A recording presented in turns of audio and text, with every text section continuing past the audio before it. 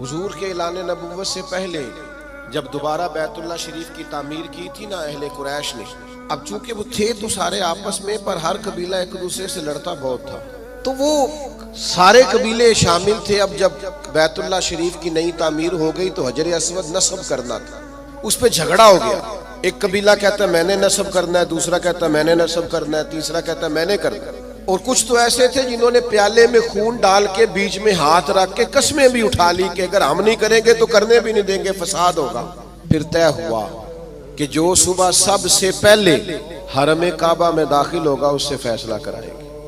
کمال کی بات یہ کہ سب سے پہلے حرم کعبہ میں رسول رحمت تشریف لائے۔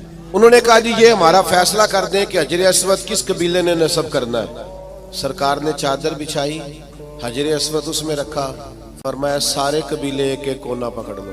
وہ سب نے ایک ایک کونا پکڑ لیا۔ جب حجر اسود کے قریب گئے تو محبوب نے وہاں سے اٹھا کے حجر اسود والی جگہ پہ رکھا۔ اب چاروں طرف دیکھا تو سب کو یوں ہی لگ رہا تھا میں اٹھا کے لایا ہوں۔ ہم تو اپنے بچوں کے بیچ لڑائی کرا دیتے ہیں، یہ کہہ کے کہ اے میرا پتر زیادہ لے کے ہم فساد ڈلوا دیتے ہیں، یہ بندہ ٹھیک ہے۔ او خدا کے بندے، سارے بیٹے ساری اولاد ہی برابر کی، کسی نے پیسے زیادہ کما لیے کسی نے کم کما لی، لیکن اپنا گھر نہ تباہ کریں۔ تو آپ تھوڑا موقع دیں۔ ہر معاملے میں ہر جگہ جذباتیت کا شکار ہو جانا، الجھ جانا، غصہ کرنا، حضور علیہ السلام نے اسے پہلوان کہا ہے جو اپنے آپ پہ کنٹرول رکھے۔ فرمایا وہ پہلوان ہے جسے اپنے غصے پر کنٹرول ہو۔ اپنے آپ کو سنبھالیں، سارا کچھ ٹھیک ہو جائے گا۔